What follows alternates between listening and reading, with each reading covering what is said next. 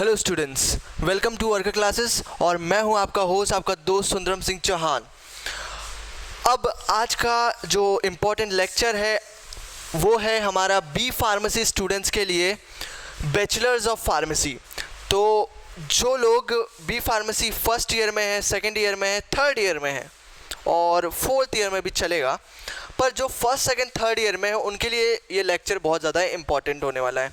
तो आज अपन B pharmacy के सबसे इम्पॉर्टेंट एग्ज़ाम जी पैट के बारे में डिस्कस करेंगे। ये बी फार्मेसी में अगर आप हैं तो ये एग्ज़ाम सबसे ज़्यादा इम्पॉर्टेंट है। मतलब अगर आपने ये एग्ज़ाम को क्लियर कर लिया तो आपकी 100% जॉब गारंटी है।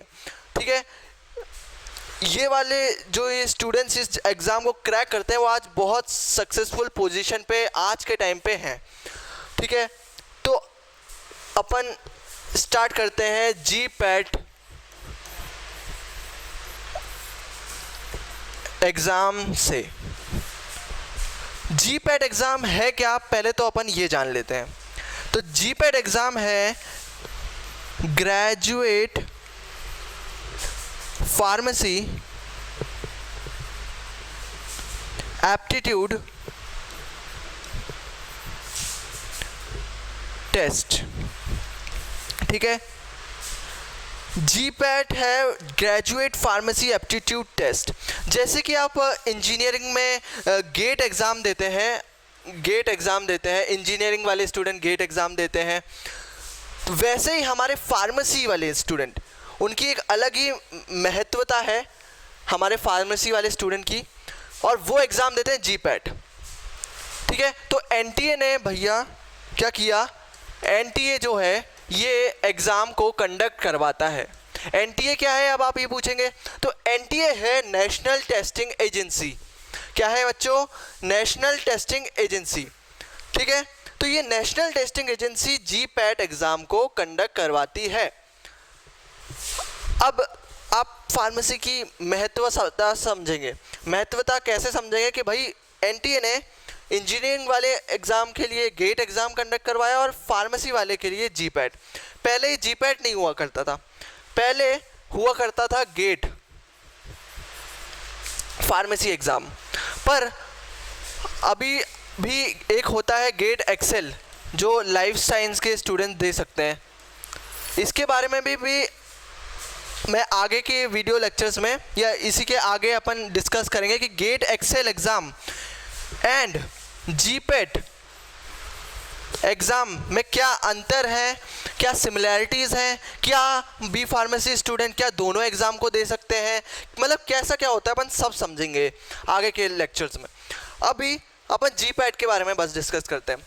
तो जी पैट अपना 500 मार्क्स का एक एग्ज़ाम है, फार्मेसी का एग्ज़ाम, जो कि एनटीए कंडक्ट करवाता है। ठीक है, अब फार्मेसी के जो आप 4 साल में पढ़ते हैं इन 4 इयर्स, वो का पूरा आपके क्या किस में आता है, जी पैट में आता है पूरा का पूरा। अगर आपने फार्मेसी 4 साल अपने रगड़ के अच्छे से पढ़ ली तो आप जी पैट के एग्ज़ाम को एक्स्ट्रा पढ़ने की कोई ज़रूरत नहीं है।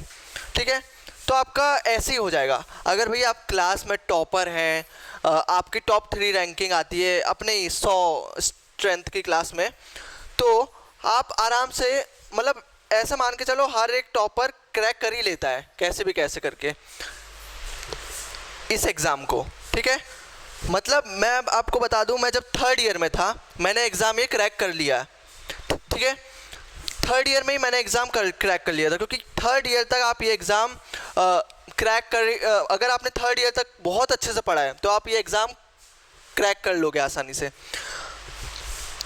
तो अपन डिस्कस कर रहे थे 500 मार्क्स का ये एग्ज़ाम होता है।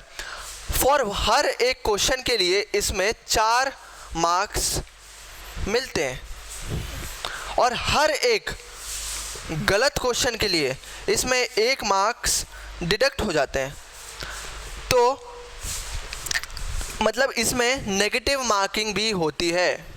क्या होती है? Negative marking. तो आपको ये देख के चलना पड़ेगा कि अगर आपने क्वेश्चन गलत करा तो आपके 1 मार्क्स कट हो जाएंगे। और अगर आपने एक क्वेश्चन सही किया तो उसके लिए 4 मार्क्स मिलेंगे। ठीक है, ठीक है, 4 मार्क्स मिलेंगे। अब आप ये पूछेंगे कि सर नेगेटिव मार्किंग होती क्यों है किसी एग्ज़ाम में। अब उसका एक बहुत ही अच्छा आंसर मैं आपको दूंगा जो बहुत सारे लोग को नहीं पता होगा। अब भाई नेगेटिव मार्किंग इसलिए होती है किसी भी एग्ज़ाम में, आप किसी भी एग्ज़ाम में ले लो, अपन यहाँ पर जीपैट की बात कर रहे हैं तो जीपैट में वाई नेगेटिव मार्किंग,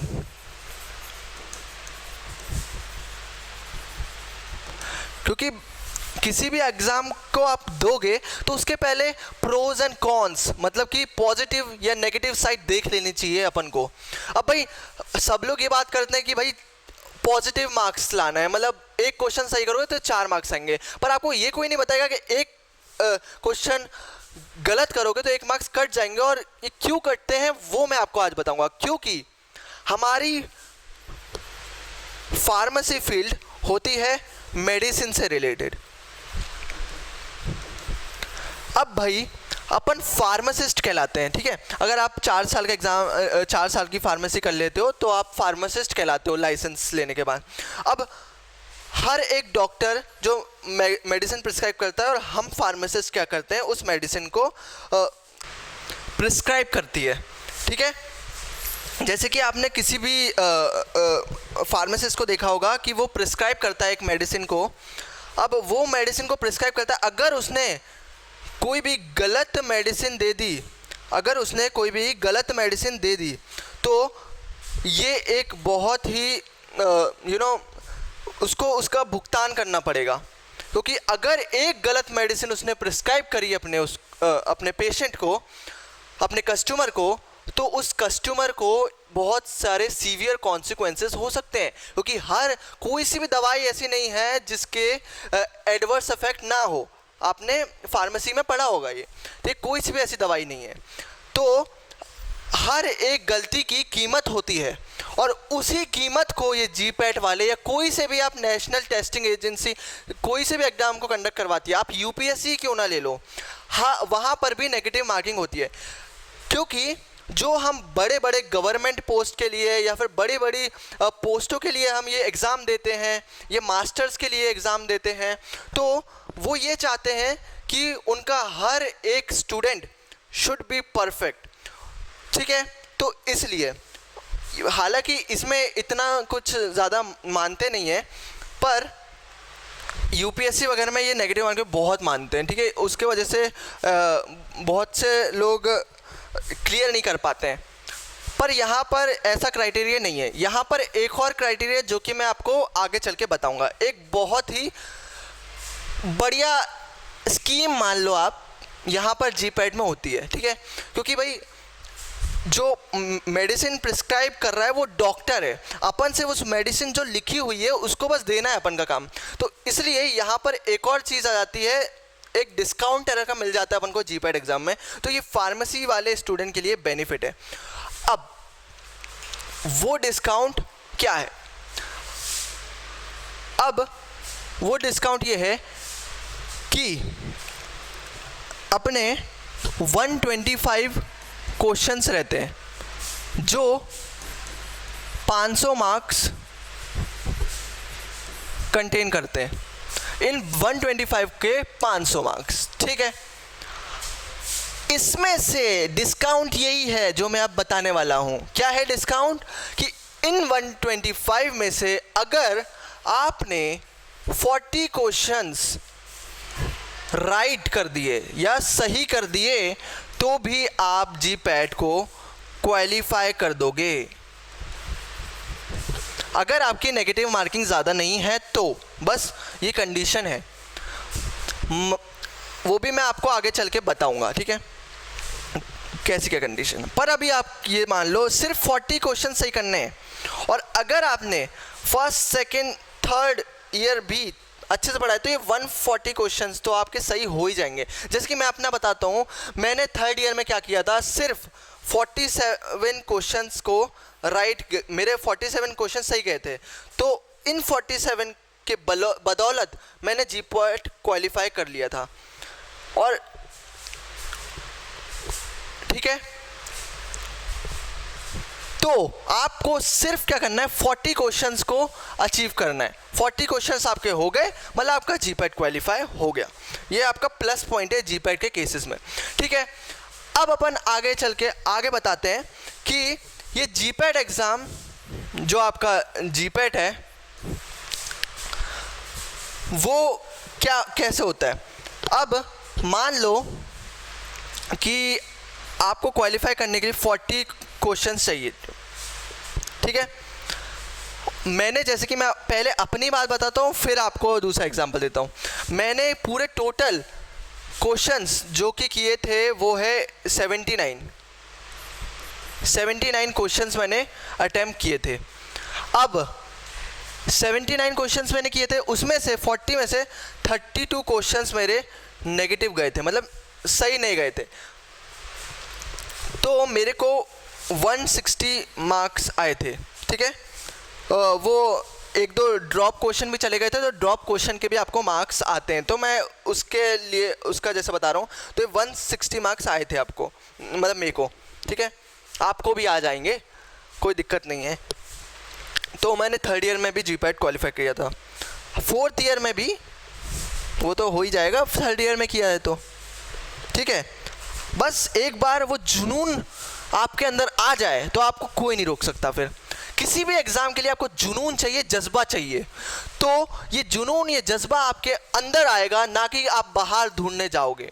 ठीक है, वो जज्बा मेरे अंदर कैसे आया, मैंने भाई बहुत सारी मोटिवेशन वीडियो देखी थी, बहुत सारी, मतलब कि जिसकी कोई हद नहीं। इतना टेंशन, इतना स्ट्रेस था मेरे अंदर जब मैं एग्ज़ाम देने जा रहा था या एग्ज़ाम की प्रिपरेशन कर रहा था कि जीपैट क्वालिफाई होगा नहीं होगा। मतलब आप सोच नहीं सकते the level of stress of mind, you can understand even. पर ये सबके अंदर होता है और मेरे अंदर भी था। ठीक है, मैं कोई ऊपर से तो नहीं टपका हूँ, अपन इंसान ही है, तो मेरे अंदर भी वही होगा जो आपके अंदर है, डर। ये नहीं है तो आ जाएगा अगर आप फार्मेसी के स्टूडेंट हो। तो बेटा यहाँ पर मैं आपको एक चीज़ बता देता हूँ कि कैसा क्या रहता है जीपैट एग्ज़ाम में।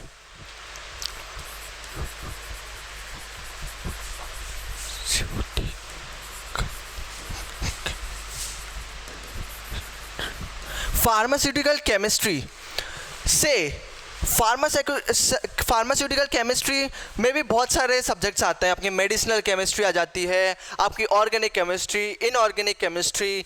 ठीक है, ये सारी केमिस्ट्रीज आ जाती हैं, फिजिकल केमिस्ट्री। ठीक है, तो इन सब के 38 क्वेश्चंस रहते हैं। 38 क्वेश्चन से आने के कितने, 152 मार्क्स। ठीक है, 152 मार्क्स। अब आपके फार्मास्यूटिक्स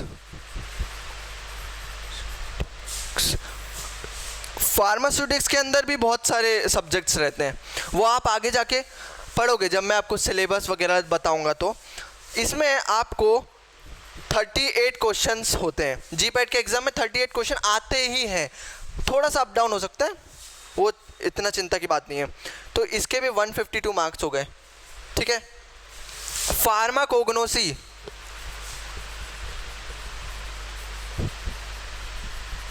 फार्माकोग्नोसी के आपके आते हैं 10 क्वेश्चंस।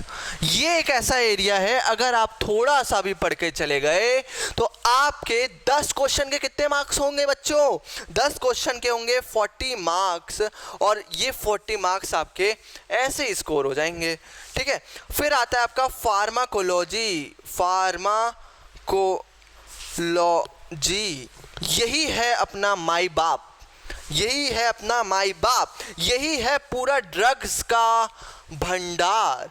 ठीक है, अब यही ड्रग्स के भंडार ये अपन को देता है 28 क्वेश्चंस। कितने देता है बच्चों, 28 क्वेश्चंस।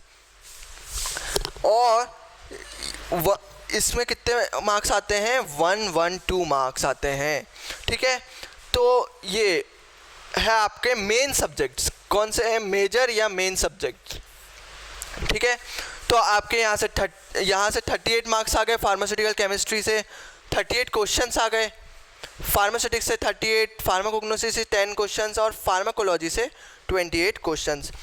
ठीक है, तो जो मेजर स्टूडेंट्स फोकस करते हैं जिस एरिया पे, वो होता है अपना फार्माकोलॉजी, जो कि यही अपना माई बाप है, तो इसी पे फोकस करो भाई सबसे ज़्यादा। और ये इजी पड़ जाता है अगर आपने फर्स्ट सेकंड थर्ड ईयर का थोड़ा सा भी अच्छे से पढ़ा है कोलॉजी पार्ट। ठीक है, फिर फोकस करते हैं बच्चे फार्मास्यूटिक्स पे, और उसके बाद ये फार्माकोलॉजी और जो माइनर सब्जेक्ट्स हैं उस पर भी फोकस करते हैं। ठीक है, तो अब मैं माइनर सब्जेक्ट्स की बात कर लेता हूँ। अब इस माइनर सब्जेक्ट्स में, माइनर में कितना है, माइनर में 11 क्वेश्चंस आएंगे आपके, और 11 क्वेश्चंस 44 मार्क्स अपने अंदर लेके चलते हैं। ठीक, 11 क्वेश्चंस के 44 मार्क्स। तो कौन कौन से सब्जेक्ट हो गए जो आपके जीपैट एग्जाम में क्लियर करने के लिए हेल्पफुल रहेंगे? एक हो गया कोलॉजी, एक हो गया स्यूटिक्स, फार्मास्यूटिक्स, कोलॉजी, और अपना हो गया कोग्नोसी, फिर अपना हो गया एक माइनर सब्जेक्ट्स। माइनर सब्जेक्ट में ये आपने ज्यूरी प्रूडेंस वगैरह, ठीक है, जो भी आप माइनर सब्जेक्ट पढ़ोगे जीपैट के सिलेबस में देख लीजिएगा, वो सारे आते हैं आपके फार्मेसी के जीपैट एग्ज़ाम में। सिर्फ क्वालिफाई का बता रहा हूँ। अब भैया आपने सोच के चला है कि जीपैट के क्लियर तो आप कर लोगे, ठीक है, उसमें कोई शक नहीं, अगर आपने बहुत जी तोड़ मेहनत से प्रिपरेशन किए और इनको स्ट्रॉन्ग किया इन सब्जेक्ट को। पर बहुत सारे बच्चे लेके चलते हैं मुझे नाइपर भी क्रैक करना है। तो नाइपर क्रैक करने के लिए भैया सबसे ज़्यादा इम्पॉर्टेंट है केमिस्ट्री। सबसे ज़्यादा इम्पॉर्टेंट है कौन सा? केमिस्ट्री, और उसके बाद एनालिसिस पार्ट। ये एनालिसिस, ये दोनों सब्जेक्ट्स आपके नाइपर में काम आएंगे। कहाँ पर काम आएंगे? नाइपर एग्ज़ाम जब आप दोगे तो ये एग्ज़ाम ही आपको नाइपर एग्ज़ाम क्लियर करवाएंगे, क्योंकि जीपैट के लिए तो आपने ये पढ़ा हुआ है, इसमें से जो क्वेश्चन आएंगे वो तो आप कर ही दोगे। पर केमिस्ट्री और एनालिसिस तो आपका भाई स्ट्रॉन्ग नहीं है ऑब्वियसली, क्योंकि आपने तो इसकी तैयारी की है। तो केमिस्ट्री भी आपको लेके चलना है शुरुआत से ही। अगर आप फर्स्ट सेकेंड ईयर में हो तो केमिस्ट्री एनालिसिस तो आपका वैसे फोर्थ ईयर में आएगा, वैसे तो थोड़ा सा पार्ट बस आपके कुछ आगे के सेमेस्टर में भी होगा, पर मेन पार्ट एनालिसिस का फोर्थ ईयर में आएगा। तो एनालिसिस तो अभी आप छोड़ के चलो, वो तो आप फोर्थ ईयर में ही पढ़ना, पर अभी केमिस्ट्री पार्ट बहुत स्ट्रॉन्ग कर लो। मतलब जो कॉलेज में आप पढ़ रहे हो उसी को इतना स्ट्रॉन्ग पढ़ो कि आपको 4 साल तक वो याद रहे। बस यही एक ट्रिक है और कोई ट्रिक नहीं है इसकी, ठीक है। तो ये जितने भी अभी तक मैंने बताया ये पूरे हो गए आपके 500 मार्क्स। अब आपने 40 क्वेश्चन किए, ठीक है, 40 क्वेश्चन किए, तो इस 40 क्वेश्चन के मतलब 40, भैया आप तो अच्छे स्टूडेंट हो तो आप 45 क्वेश्चंस करोगे, ठीक है। अभी मैं है ना आगे के लेक्चर्स में अगर आप ये अर्का क्लासेस देखेंगे तो मैं आगे के चैप्टर्स में शॉर्ट ट्रिक्स लेके आऊँगा कि जीपैट एग्ज़ाम की शॉर्ट ट्रिक्स। तो अगर आप उसको फॉलो करोगे तो ऑब्वियसली आपका जीपैट तो क्वालिफाई हो गई, क्योंकि जो बंदा आपके सामने खड़ा होकर पढ़ा रहा है वो उसने खुद थर्ड ईयर में क्वालिफाई किया है। तो भाई एक्सपीरियंस तो है अपन को क्या। तो 45 क्वेश्चंस के 180 मार्क्स आप आराम से ले आओगे, कोई दिक्कत ही नहीं उसमें।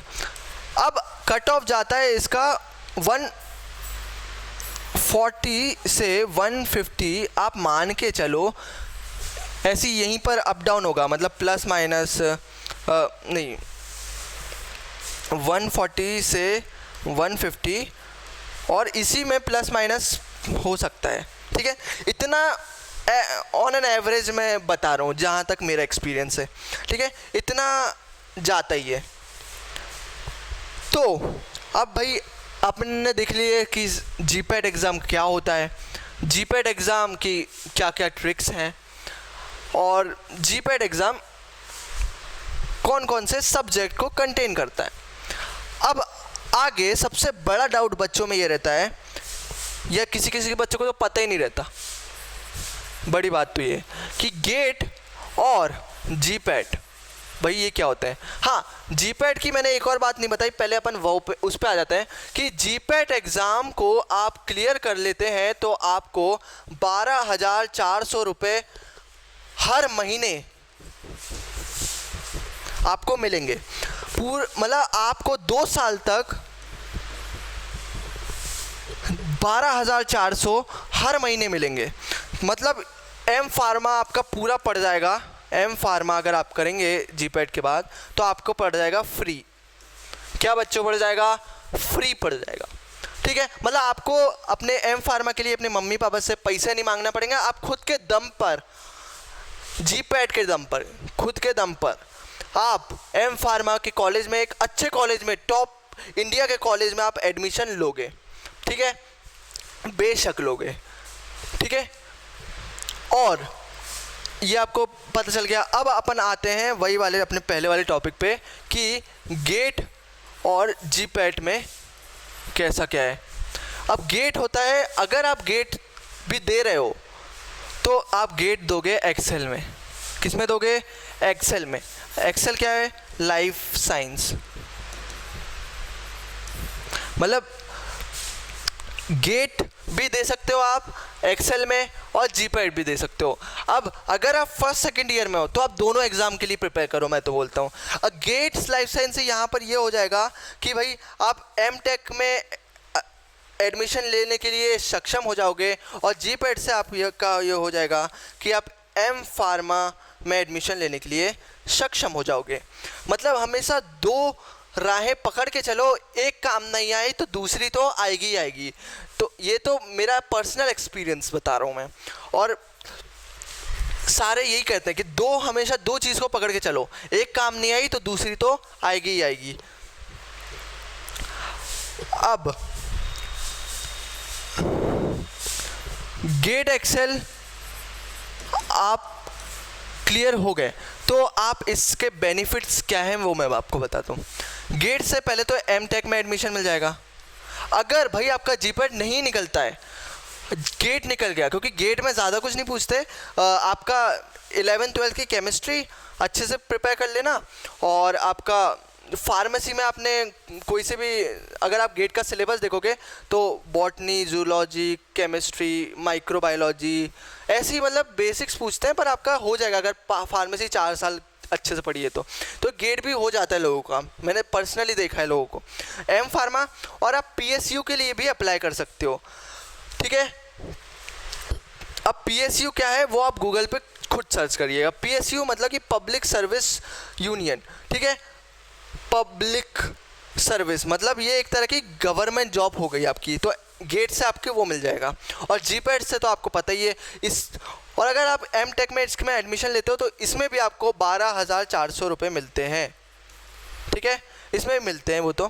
ठीक है, तो अपनी ये बात हो गई गेट एक्सेल जीपैट एग्ज़ाम की। अब अभी एक और चीज़ आती है कि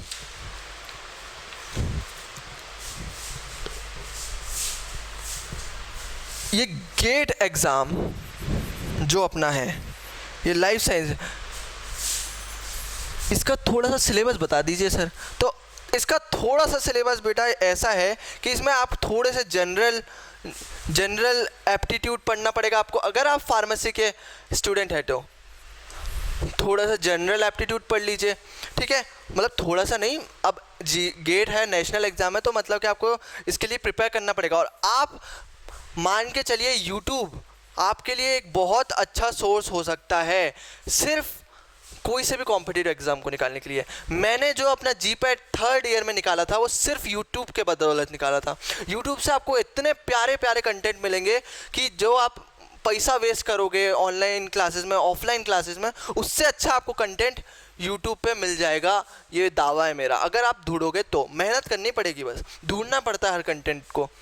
ठीक है, थोड़ा सा जनरल एप्टीट्यूड, केमिस्ट्री पार्ट अपना कंपलसरी होता है इसमें, और जूलॉजी, बॉटनी, बायोकेमिस्ट्री या बी फार्मेसी में पढ़े हो, माइक्रोबायोलॉजी, फूड टेक्नोलॉजी, इनमें से कोई से भी दो सब्जेक्ट आपको चूज़ करने हैं। तो अगर आप फार्मेसी के स्टूडेंट हो तो आप माइक्रोबायोलॉजी ले लीजिए, बायोकेमिस्ट्री ले लीजिए, ये दो तो आप बहुत अच्छे से पढ़ते ही हो आपके फार्मेसी में, ठीक है। तो आपके गेट एग्ज़ाम आसानी से क्लियर हो जाएगा। सिर्फ जनरल एप्टीट्यूड पढ़िए, केमिस्ट्री पढ़िए 11th-12th की, और ये बायोकेमिस्ट्री और माइक्रोबायोलॉजी पढ़िए अगर आप फार्मेसी के स्टूडेंट हो तो ही बता रहा हूँ, ठीक है। बस तो ऐसा है। तो ये हो गया आपका गेट का। अब गेट की एग्ज़ाम कब होता है, जीपैट का एग्ज़ाम कब होता है, वो आपको साइट से पता चल जाएगा, उसमें अभी मैं नहीं जा रहा हूँ, ठीक है। फिर आपका क्या आता है,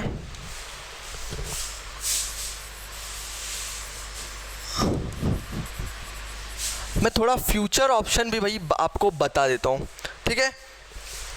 थोड़ा फ्यूचर ऑप्शन में, अगर आफ्टर बी फार्मेसी आपने जीपैट दे दिया, गेट दे दिया, ऑब्वियसली दोनों में हो गया या किसी एक में भी हो गया तो भी चलेगा।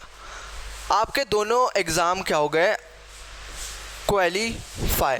अब उसके बाद क्या, अब उसके बाद क्या होगा, पहले तो आपका भाई बहुत टाइम मिलता है आपको, नाइपर के प्रिपरेशन होने लगती है अगर आपने जीपैट क्लियर हो गया तो। फिर अब नाइपर का रिज़ल्ट आने में भी वक्त है, तो तब तक आप क्या करिए कि एक होता है CSIR junior research fellowship, JRF जिसको बोलते हैं, JRF बोलते हैं।